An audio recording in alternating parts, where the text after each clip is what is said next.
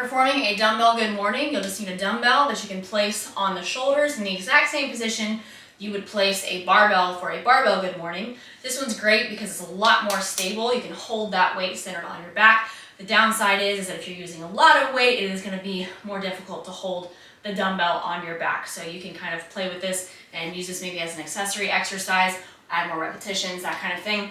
But you're going to place this on your shoulders. Try not to place the bar on your neck. The good thing about a dumbbell is it kind of pops it up off of your shoulders. So you want the dumbbell to be rolled back so there's just a little bit of space between your neck and the handle of the dumbbell.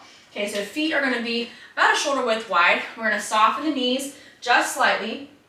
Maintain a little bit of torso rigidity. So don't allow your torso to go all over the place. We're going to keep the torso nice and controlled. Press the hips to the rear. And as you press back, it'll almost feel like your shoulders are on a railing that's connected to your feet. So you're folding and your shoulders are just about staying over the feet. So you're not going to lean forward. You're not like squatting down, staying upright. Knees are just softly bending, and we're making this motion here. And the way that we're trying to get more depth is just by pressing the hips back even further. This exercise is kind of weird for most people because they don't really feel it doing very much.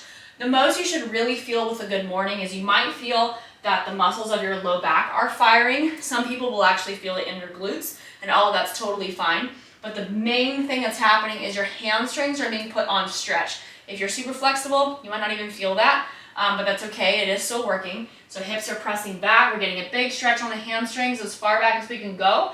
Don't start to round. It doesn't really matter how far down you go. You just go until you feel a good stretch on the hamstrings and then come back up. And then you may find that the depth that you can get will increase over time as your hamstrings become more flexible.